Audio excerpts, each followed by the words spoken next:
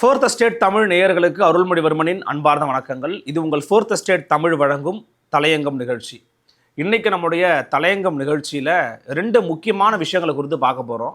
ஒன்று, தொடர்ச்சியாக அமைச்சர் ராஜ்மோகன் யாருக்கு என்ன கெடுதல் பண்ணாருன்னு தெரியல, அவருடைய அமைச்சர் பதவிக்கு உழவைக்கிற மாதிரியே எல்லா விதமான அமைச்சர்கள் செயல்பட்டுக்கிட்டு இருக்காங்க. அப்படி ஒரு அமைச்சர் இன்னைக்கு ஒரு வேலையை பார்த்துருக்கிறாரு. அந்த வீடியோ வெளியாகி இருக்கிறது. அதே போல் நம்முடைய எதிர்க்கட்சி தலைவர் மரியாதைக்குரிய திரு உதயநிதி ஸ்டாலின் அவர்கள் இன்னைக்கு காவிரி நதிநீர் விவகாரத்தில் தமிழ்நாடு அரசு மௌனியாக இருக்கிறது, அது மட்டும் இல்லாமல் செயல்படாமல் இருக்கிறது அப்படிங்கிறது குறித்து ஒரு ஆர்ப்பாட்டத்தை, ஒரு கண்டன கூட்டத்தை நடத்தியிருக்கிறாங்க. அதில் அவர் பேசுனது சர்ச்சையாகவும் மாறி இருக்கிறது. இவற்றை குறித்து தான் அலசுகிறது இன்றைய தலையங்கம் நிகழ்ச்சி. வாருங்கள், நிகழ்ச்சிக்குள் பயணிக்கலாம்.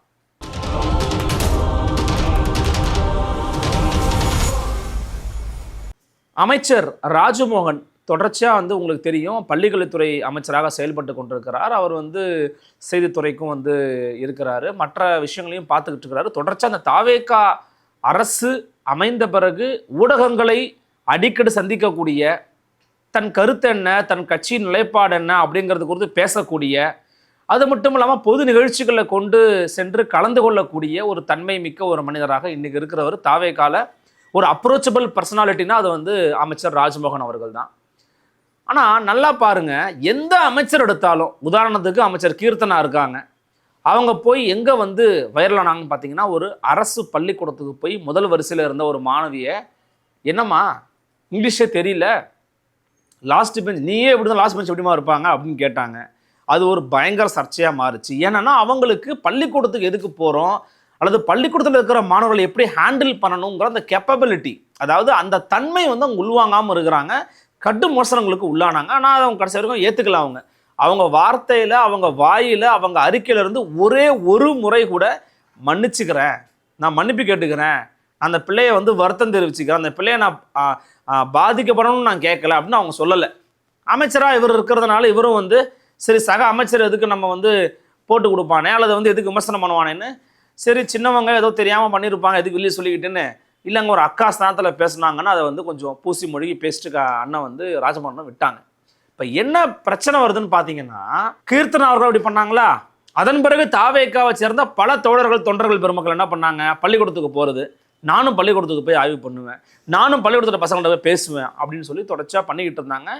இது மாதிரி பண்ணக்கூடாது, செய்யக்கூடாது அப்படின்னு ராஜ்மோகன் பல முறை வெளிப்படையாகவே பல ப்ரெஸ் மீட்டுகளெல்லாம் பேசுகிறார், சொல்லியிருக்கிறாரு. ஆனால் திரும்பவும் இன்றைக்கி பாருங்கள், காரைக்குடி மண்ணின் மைந்தன் அமைச்சர் பிரபு அவர்கள், கனிமவளத்துறை அமைச்சர் பிரபு அவர்கள் ஒரு பள்ளிக்கூடத்துக்கு உள்ளதோ ஒரு விழாவில் நிற்கிறாரா, அல்லது அந்த இவரும் அமைச்சர் கீர்த்தனா மாதிரி ஆய்வுக்கு போனாராங்கிறது தெரியல. மேக்ஸிமம் இவர் காரைக்குடி லோக்கலில் இருக்கிற நம்ம தம்பி கூட, எடிட்டர் தம்பி கூட காரைக்குடி தான்.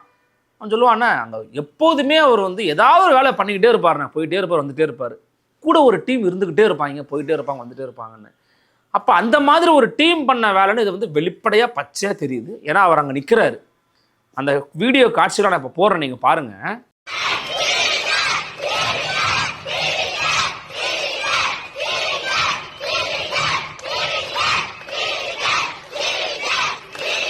இந்த வீட்டில் பார்த்தீங்கன்னா அமைச்சர் ஒரு இடத்துல நிற்கிறாரு,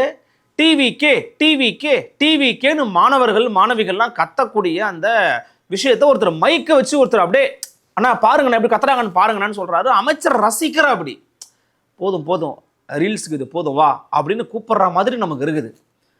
இப்போது ஒரு பள்ளிக்கூடத்துக்குள்ளே போய், அது அரசு பள்ளியோ அரசு உதவி பெறும் பள்ளியோ, எனக்கு தெரிஞ்சு பெரும்பாலும் தனியார் பள்ளியாக இருக்க வாய்ப்பு இல்லை, அரசு உதவி பெறும் பள்ளி தான் நான் கேள்விப்பட்ட வரைக்கும் செய்திகள் சொல்கிறாங்க. சில பேர் இல்லைங்க அரசு பள்ளிங்க அப்படிங்கிறாங்க.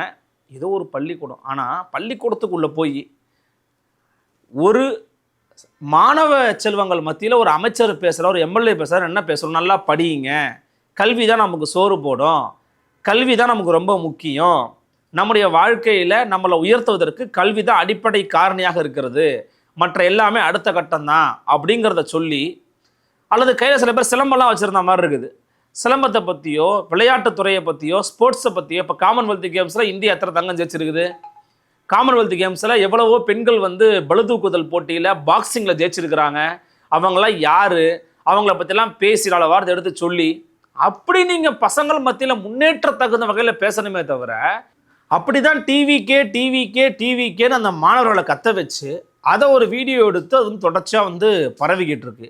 இந்த பரவுறதை திட்டுறவங்களாம் எதுக்காக விமர்சனம் பண்றாங்க, எதுக்கு திட்டுறாங்கன்னு பாருங்க.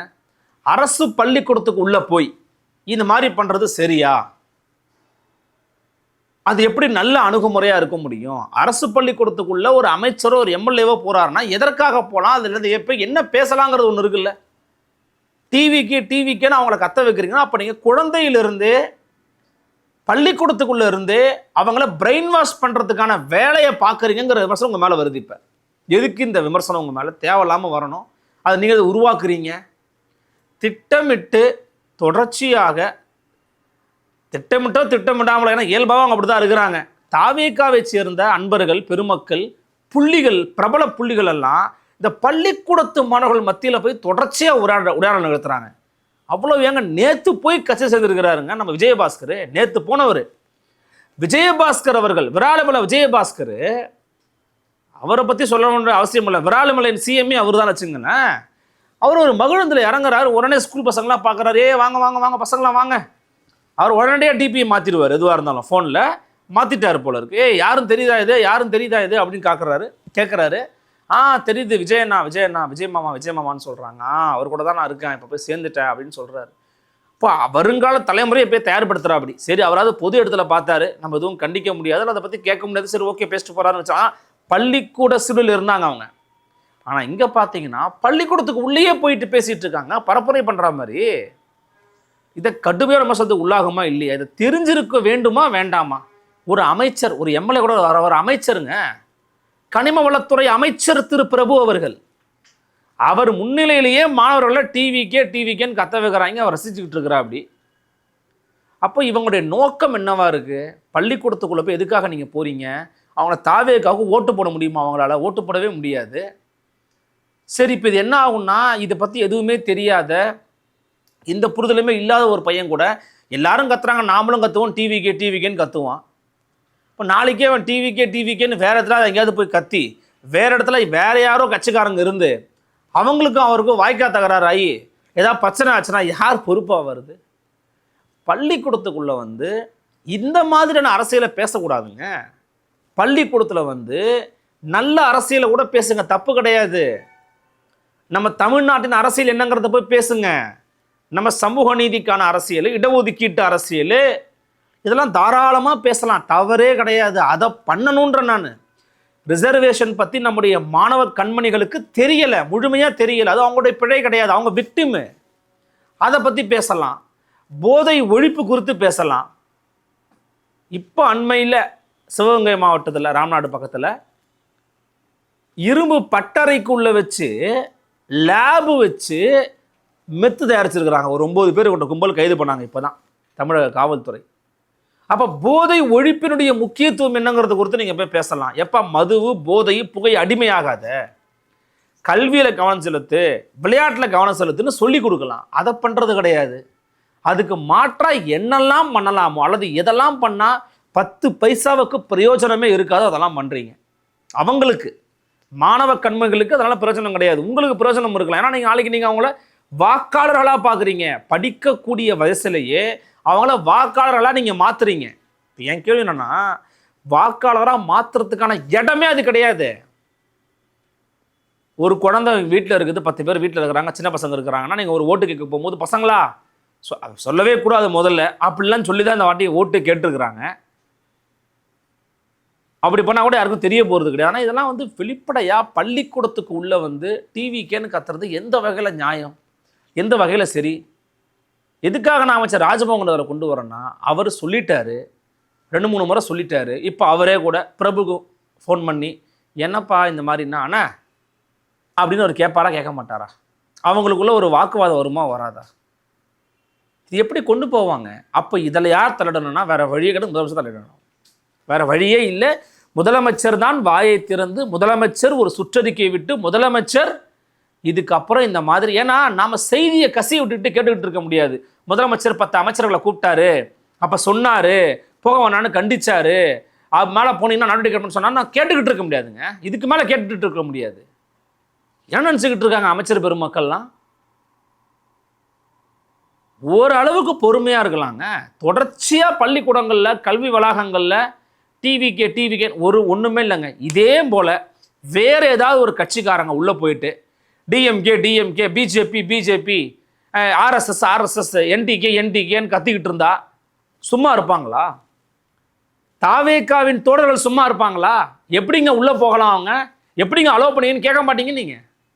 அதே போல தான் இதை நம்ம கேட்கணும். அது டிவிக்கேங்கிறதுக்காக கேட்கல. இன்னொரு பள்ளிக்கூடத்தில் ஆர்எஸ்எஸ் சாகா நடத்துகிற மாதிரி எதுவும் முயற்சி பண்ணாங்க, உடனே நம்ம எதிர்ப்பு தெரிவித்தோமே. எப்படி நீங்கள் உள்ளே போகலாம் அனுமதி இல்லாமல்னு கேட்டோமே. அந்த மாதிரி தான் பள்ளிக்கூடத்தில் போன ஆட்சியில் வந்து பார்த்தீங்கன்னா மகாவிஷ்ணுன்னு ஒருத்தர் போய் பேசினார். அவர் போய் பேசி அங்கே இருக்கிற ஆசிரியரை வந்து தரக்குறைவாக பேசி அறிவியலுக்கு புறம்பான கருத்துக்களை பேசி பயங்கரமாக அடி வாங்கினார். அடி என்ன சொன்னா கருத்தியல் ரீதியாக அடி வாங்கினார். என்ன தெரியும், என்ன பேசிக்கிட்டு இருக்கீங்க, யாரை போய் யாரை ஒப்பிட்டுக்கிட்டு இருக்கீங்கன்னு கேட்டார். அன்றைய காலத்து அமைச்சர் அன்பில் மகேஷ் அவர்கள் அந்த ஆசிரியர் பக்கம் நின்னார். அந்த ஆசிரியர் விருதெல்லாம் கொடுத்தாங்க. இப்போ அது வேற. அதே போல விஷயத்த யாரோ பண்ணல, அமைச்சர் பெருமக்கள் போய் பண்ணிக்கிட்டு இருக்கீங்க. டிவிக்கேன்னு கத்த வைக்கிறீங்க. இது உண்மையிலேயே தாவேகா மீதான வெறுப்பை கூட உருவாக்கலாம். இது ஒரு அருவருப்பை உருவாக்கிறோம் காலப்போக்கில். பள்ளிக்கூட குழந்தைகள்கிட்ட நீங்கள் எதை பேசணுமோ அதை பேசணும், எதை விதைக்கணுமோ அதை விதைக்கணும், எங்கே எதை பேசணும்னு இருக்குது. இப்போ கல்வி வளாகத்துக்குள்ளே இது போய் நீங்கள் பேசுகிறதுங்கிறது வந்து உண்மையிலேயே இது என்னவா இருக்குன்னா ராஜ்மோகன் வைக்கிற செக்கு மாதிரி தான் இருக்குது. இவர் துறை அமைச்சர் தானே, சர்ச்சையை உருவாக்கிக்கிட்டே இருப்போம் அப்படின்னு பண்ணுற மாதிரியே இருக்குது. மேபி இது வந்து திட்டமிட்டு பண்ணுறாங்கன்னு நம்ம சொல்லலாம். ஆனால் இது உண்மையிலேயே முழுமையாக கலைந்து ஒழிக்கப்பட வேண்டிய ஒரு செயலாகத்தான் நம்ம பார்க்குறோம். இன்னொரு செக்ஷன் நான் சொன்ன மாதிரி எதிர்க்கட்சி தலைவருடைய அந்த உரை வீச்சு, அதனுடைய நோக்கம் என்னவா இருக்குது, இலக்கு என்னவா இருக்குன்னா, முதலமைச்சர் விஜய் அவர்கள் வாய் திறப்பதே கிடையாது. சரி, முதலமைச்சர் விஜய் அவர்கள் காவிரியை பற்றி என்ன முடிவில் இருக்கிறாரு? ஒரு அனைத்து கட்சி கூட்டம் போட முடியல, எங்களுடைய ஆட்சியில் தொடர்ச்சியாக நாங்கள் எல்லா திட்டங்களையும் நிறைவேற்றணும், எங்கள் ஆட்சியில் காவல் தண்ணி வந்துக்கிட்டே இருந்துச்சு. ஜூன் 12 மேட்டூர் அணைக்கு தண்ணி வந்து இன்றைக்கி ஆடி பெருக்கில் காவிரி சும்மா கலகலன்னு தண்ணி வந்து கொட்டுன்னு கொட்டியிருக்கோம். இப்போ எனக்கு தெரிஞ்சு இப்போ தான் வந்துக்கிட்டு இருக்குன்னு சொல்கிறாங்க. அப்போ அந்தளவுக்கு மோசமான ஒரு நிர்வாகத்திறனற்ற ஆட்சியாக தாவேகா இருக்குன்னு சொன்னார். பயங்கரம், ஒரு பிரச்சனையும் கிடையாது. இதுதான் ஒரு எதிர்க்கட்சியாக நீங்கள் வைக்க வேண்டிய விமர்சனம். ஆனால் அந்த ஒட்டுமொத்த விமர்சனத்தையும் அவருடைய ஒரே ஒரு இரட்டை அர்த்த பேச்சு அடித்து விட்டுட்டு போச்சு. டோட்டலாக க்ளோஸ். நண்பர் அருண்மாணிக்கம் ஒரு பதிவு போட்டிருந்தார்.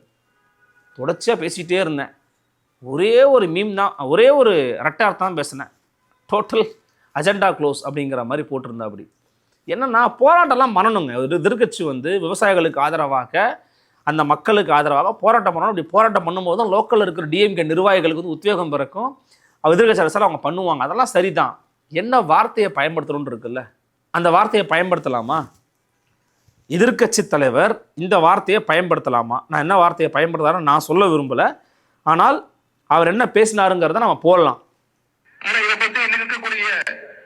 முதலமைச்சர் வாயை திறந்து பேசுறாரா? பேச மாட்டேங்கிறாரு. அவருக்கு இருக்கக்கூடிய ஒரே கவலை என்ன? திமுக மேல என்ன பொய் வழக்கு போடலாம், என்ன பொய் கேஸ் போடலாம்.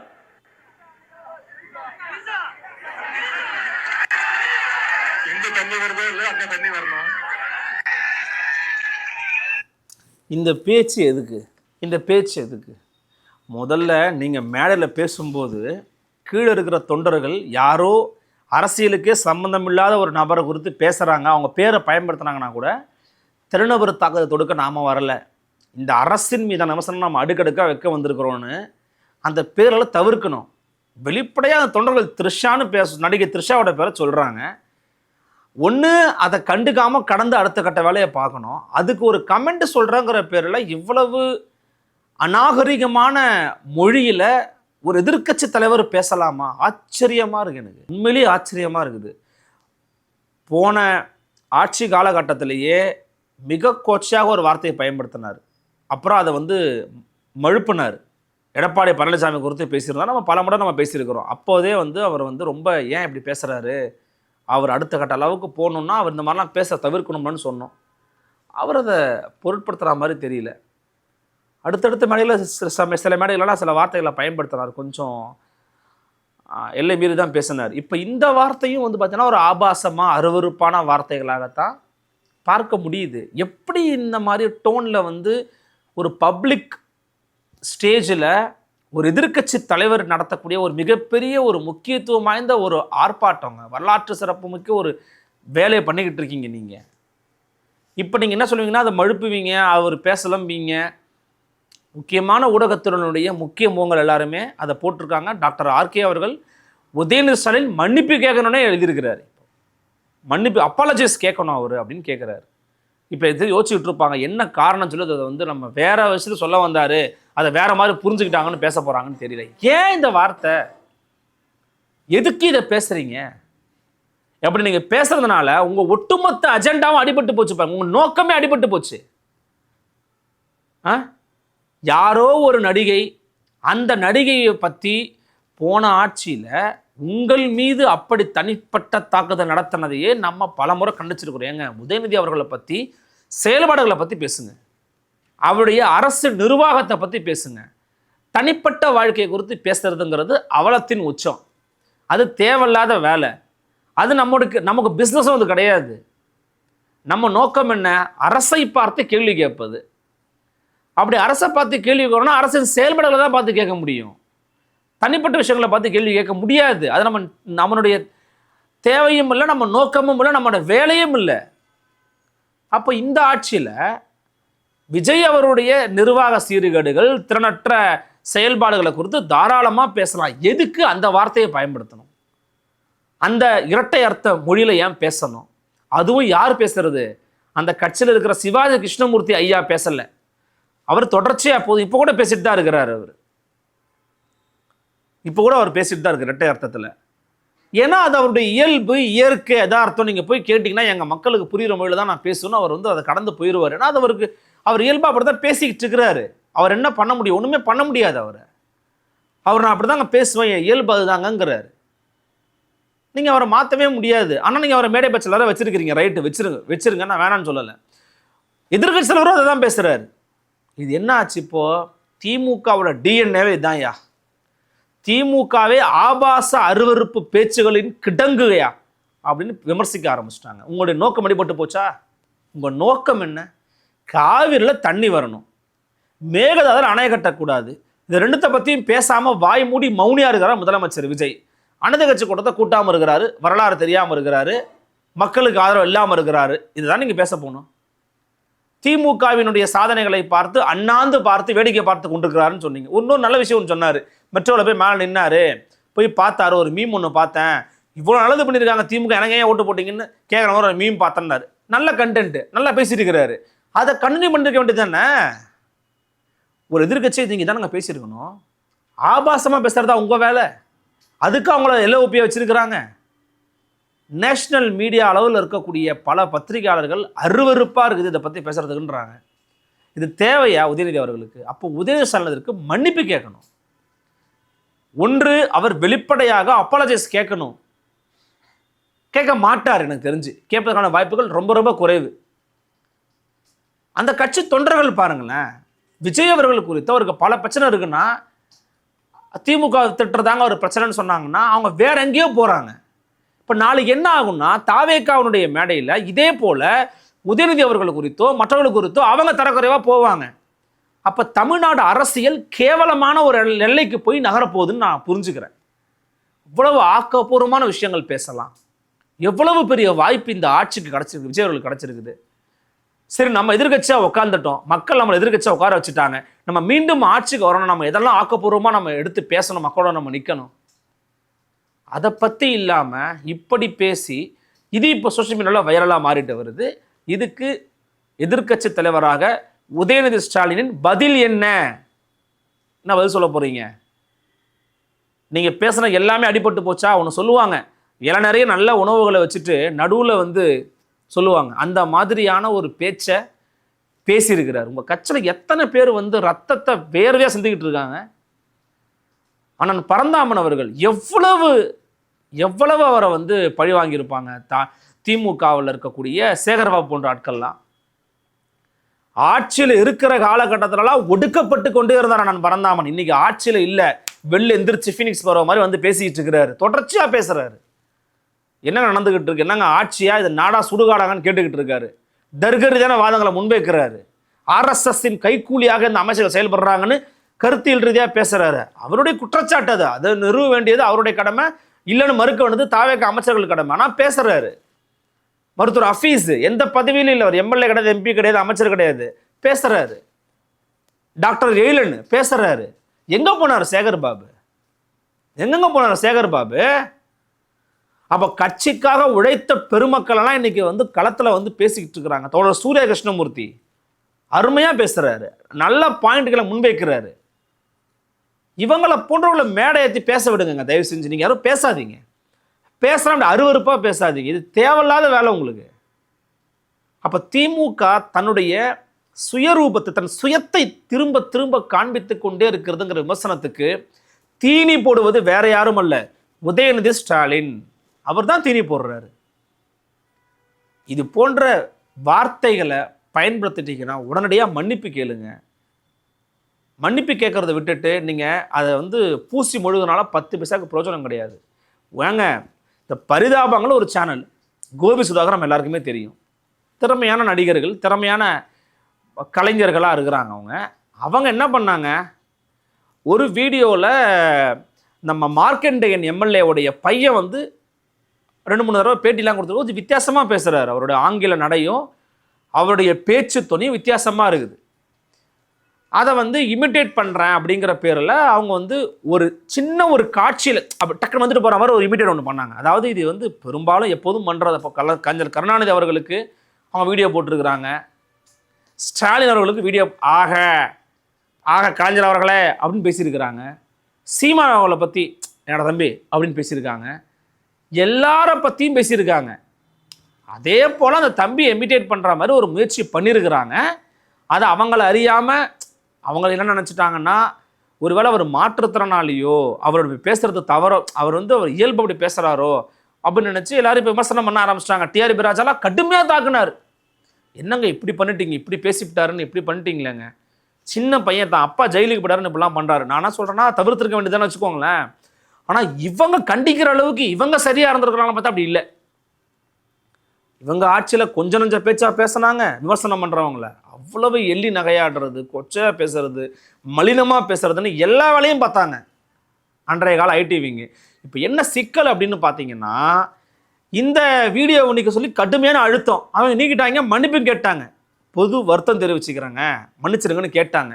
அதே மாதிரி ஒரு மன்னிப்பு உதயநிதி கேட்டு போட்டோம், உதயநிதி கேட்கட்டும், மன்னிப்பு கேட்கட்டும். அல்லது நான் அந்த நோக்கத்தில் சொல்லலைங்க, என்ன பேசுகிறீங்கன்னு நான் பார்த்து தாங்க ஆகணும். ஏன்னா இது பாருங்கள், இது வைரலாக பரவும். இன்னைக்கு இருக்கு ஜென்சி கிட்ஸுக்கிட்ட நீங்கள் போகணும்னு நினைக்கிறீங்க, ஜென்சி இதை கேட்குறாங்க, ஒரு ஜென்சி பெண்ணு கேட்குறாங்க, இதை ரசிப்பாங்கன்னு நினைக்கிறீங்களா நீங்கள்? த்ரிஷாவை பற்றி பேச வேண்டிய வேலையாங்க இது, நேரமா? அது த்ரிஷா அரசியலுக்கு வரும்போது பேசிக்கலாம். இப்போ எதுக்கு நம்ம பேசணும் அதை பற்றி? அவங்கள பற்றி எதுக்கு பேசணும்? கொச்சையாக எதுக்கு பேசணும்? அந்த ரெட்டை இடத்துல ஏன் பேசணும்? அப்போ இது ஒட்டுமொத்தமாக திமுகவோட நோக்க சதைச்சு போச்சு. இது நல்ல தலைமைக்கு அழகு அல்ல, அருவருப்பான பேச்சுக்கு கண்டனங்களை தான் தெரிவிச்சாங்கன்னு வேறு வழி கிடையாது. கண்டனங்கள் தான். என்ன பேச போகிறார், இது எப்படி சமாளிக்க போகிறாருன்னு பொறுத்திருந்து தான் பார்க்கணும். உதயநிதி அவர் எப்படி பண்ணுறாருன்னு பொறுத்திருந்து பார்க்கலாம். இந்த 2 விவகாரங்கள் மீது உங்களோட எண்ணங்கள் என்ன அப்படிங்கிறத கமெண்ட் செக்ஷனில் பதிவு பண்ணுங்கள். மற்றும் ஒரு தலையங்கத்தில் மற்றும் சில தலைப்புகள் நான் உங்களை சந்திக்கிறேன். நன்றி, வணக்கம்.